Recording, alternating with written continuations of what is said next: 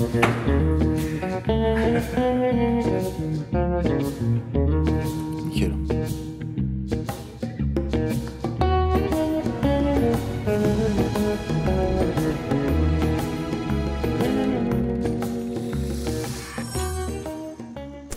Bonjour Antoine. Salut Jean-Paul. Merci d'être venu dans notre tout nouveau showroom.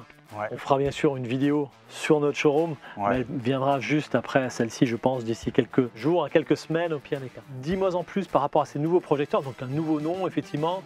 Pourquoi un nouveau nom d'ailleurs? Un nouveau nom, Bravia Projecteur 8 et Bravia Projecteur 9. D'accord. Tu sais que chez Sony, donc, on a célébré là, les 60 ans d'innovation en téléviseur, 50 ans aussi d'innovation en projecteur et 30 ans, près de 30 ans pour tout ce qui est la partie processing, processeur d'image. On a un nouveau processeur dans ces vidéoprojecteurs, le processeur XR. C'est une technologie qui est issue de nos téléviseurs Bravia, d'accord, et donc qui a été optimisée pour la vidéoprojection. Donc on a décidé effectivement d'appeler le Bravia Projecteur 8 et 9 pour être en adéquation également avec nos téléviseurs Bravia 7, 8 et 9 qui partagent cette même technologie, le même traitement vidéo. Ok, donc ouais, effectivement, donc du coup on oublie les anciens noms comme le XW7000, XW5000, enfin même s'ils continueront d'exister tous les deux. Hein.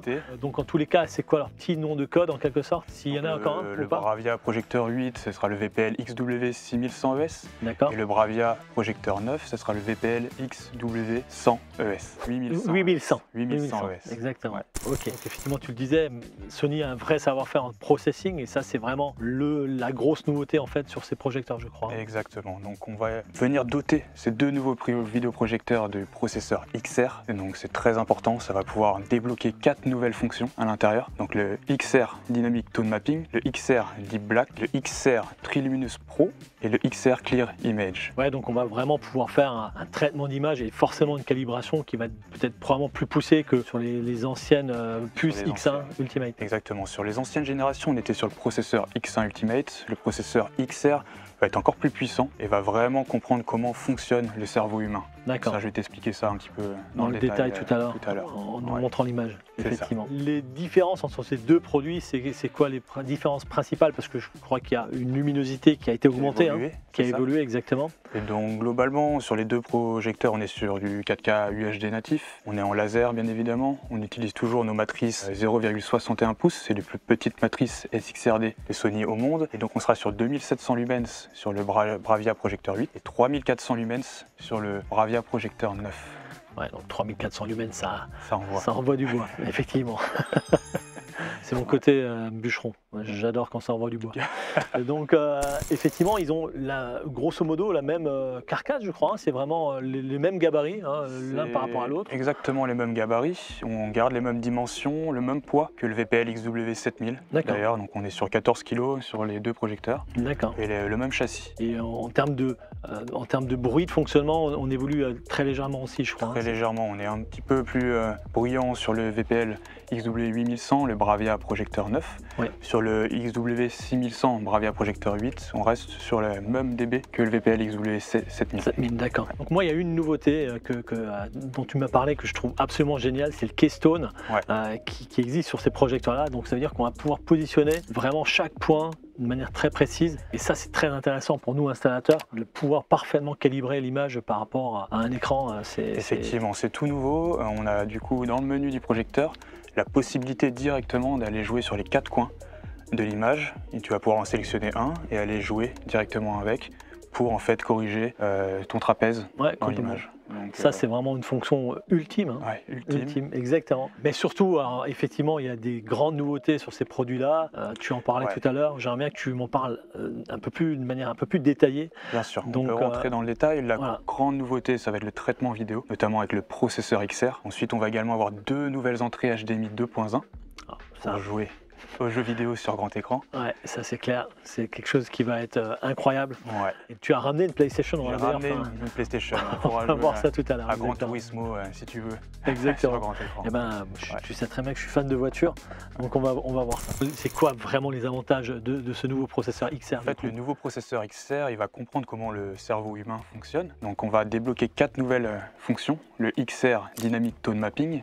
Donc le tone mapping, ça va nous permettre d'améliorer la gestion HDR. Très important. Tu sais que quand on regarde du coup un film, on a un niveau de luminance qui va changer en fonction de l'image et de l'image par image. Donc ce que va faire le processeur XR, c'est que lui il va analyser ce signal-là, le niveau de luminance maximale, il va l'adapter, l'améliorer pour qu'on garde vraiment un équilibre dans la luminosité, également dans les couleurs, la gradation des couleurs. Donc ça, c'est ce que va faire le processeur XR. On va également avoir dans le menu 3 nouveaux modes que tu as dû voir, le mode 1, le mode 2 et le mode 3, pour gérer justement le Dynamic Tone Mapping. Le mode 1, typiquement, ça va être donc pour les pièces lumineuses, les pièces de vie. Ouais, il faut un peu plus de puissance, effectivement. Plus de puissance lumineuse. Voilà. On aura un mode 2 qui va être vraiment pour les pièces dédiées comme celle-ci. On va pouvoir avoir une image qui est équilibrée, contrastée et lumineuse à la fois. Et on a également un mode 3 qui nous permet de regarder des contenus jusqu'à 4000 nits et éviter des clippings dans l'image. Donc j'ai envie de dire que c'est un peu pour les puristes. On va garder encore une fois la gradation des couleurs dans les hautes lumières et dans les basses lumières. On ne va pas perdre d'informations et le processeur va venir restaurer le signal pour garder justement ces couleurs-là. Bon, là tu me donnes vraiment l'eau à la bouche. J'ai vraiment envie de les voir fonctionner ces projecteurs parce qu'effectivement le 5000 déjà a été un produit d'exception à 5000 €. Le 7000 vraiment c'était incroyable. Le Raptor, bon, on n'en parle pas vraiment, mais parce que lui il est vraiment au-dessus du lot. Mais ces deux projecteurs là, effectivement, je pense qu'ils vont vraiment passer un cap en termes de qualité d'image. Ouais. Donc sur la gestion HDR, on en a parlé, mais également on a amélioré le contraste avec une nouvelle technologie qui s'appelle le XR Deep Black. Donc sur les anciennes générations, on était capable de dimmer le laser, donc de gérer la gestion du flux lumineux du laser jusqu'à 50%. Sur les deux nouveautés ici, Bravia Projecteur 8 et 9, on va aller jusqu'à 30%. Donc c'est ce qui nous permet d'améliorer le contraste et la profondeur des noirs. Et ça c'est sur les deux produits systématiquement. Sur les deux produits parce que les deux produits ont du coup la puce XR. Ce que va faire aussi le XR Deep Black, donc il va analyser encore une fois le signal vidéo et restaurer le signal dans les basses lumières. Donc on regardera tout à l'heure si tu veux un extrait, mais on va avoir vraiment plus de texture, plus de couleurs aussi dans les basses lumières. D'accord. Et donc la quatrième, c'est quoi donc on a également donc, le XR Clear Image, une nouvelle technologie qui est une évolution du Reality Creation et qui va permettre 3 nouveaux avantages. Donc le point de convergence, je pense que tu as pu remarquer, on est attiré dans un film toujours par un personnage principal. Bien sûr, oui c'est clair. Ce que va faire le processeur XR, c'est qu'il va donc détecter cette partie-là, l'améliorer, et donc comme le font nos yeux. Oui, on va également aussi avoir donc, une cartographie de la profondeur. Donc les projecteurs avec ce processeur sont capables d'analyser les différents plans. En temps réel en plus. En temps réel. Donc on va vraiment avoir une profondeur de champ qui est impressionnante et une sensation de 3D. Et pour terminer, on a aussi l'analyse croisée, contrairement donc aux intelligences artificielles standards qui analysent donc les différents éléments de l'image, ça va être le contraste, la luminosité, les couleurs, les détails et la fluidité. Le processeur XR, lui, va vraiment les analyser de manière simultanée et donc ça va encore améliorer les images et rendre un rendu qui est fidèle à l'intention du réalisateur. Donc ces deux projecteurs-là, en l'occurrence, on parlait tout à l'heure, effectivement, d'une sensation de 3D parce qu'il l'accentuait justement le point de convergence. Le point de convergence, exactement. Par contre, ces deux projecteurs-là ne sont plus 3D, hein, donc c'est terminé chez Sony. C'est terminé, il n'y a plus de 3D. Il n'y a plus de 3D chez Sony. Sur 5000, du coup, XW6100, XW8100, il n'y a plus de 3D. Il n'y a plus de 3D, d'accord. Et donc les deux différences fondamentales entre le XW6100 et le XW8100, c'est la luminosité. La luminosité, on a 2700 lumens, 3400 lumens. Et le VPL XW8100, le Bravia Projecteur 9, va lui avoir une fonction en plus, le Live Color Enhancer, qui est disponible dans le menu. Tu peux choisir entre low, middle ou high et ça va également booster les couleurs. Ouais, complètement. Ouais. Et donc il y a encore une dernière fonction, je crois. Exactement, il y a le XR Triluminous Pro qui lui va donc gérer les couleurs.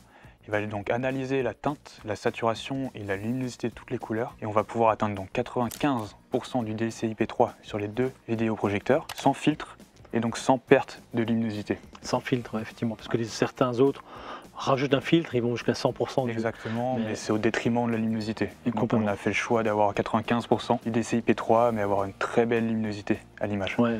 Et ça, encore une fois, c'est vraiment sur les deux projecteurs. Ouais, c'est lié toujours au processeur XR. Donc une chose également très importante sur ces deux projecteurs-là, bon forcément, c'était attendu également, et ils sont tous les deux avec un lens shift, un focus lens shift motorisé. Ouais, je te confirme, c'est ça. D'accord.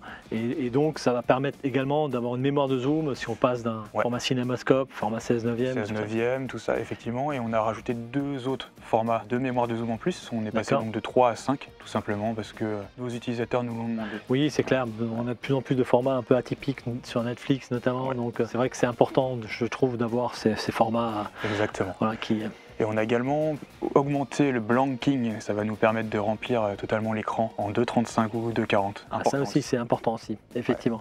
Ouais. Et encore une fois, ça c'est sur les 2 projecteurs. Encore une fois sur les 2 projecteurs, Bravia projecteur 8 et 9.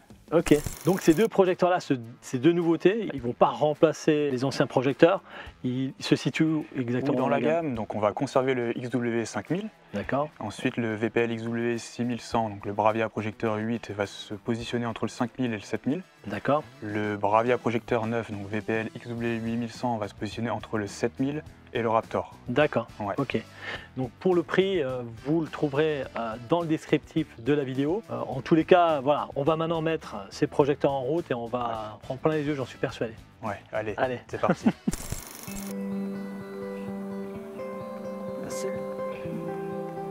C'est fou parce que là, il sort vraiment du carton et on a vraiment l'image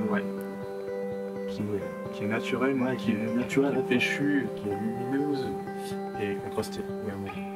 C'est absolument dingue. C'est vrai que le bouquet, tu as juste envie de le prendre. C'est comme presque de la 3D, sans lunettes. Concernant la disponibilité de ces produits, donc ils seront disponibles quand exactement? Donc en novembre 2024.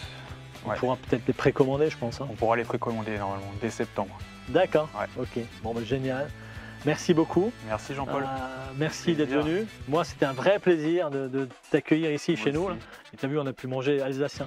On n'est pas en Alsace, mais on a mangé alsacien chez nous. Encore bravo pour ce magnifique showroom. Ouais, merci. Effectivement, j'invite tout le monde à venir ici. Ça vaut oui, en plus, il y a un gros bébé là derrière. Mais on vous en parlera plus dans une autre vidéo. À très bientôt les amis et n'oubliez pas de vous abonner et de mettre un pouce à cette vidéo. Salut.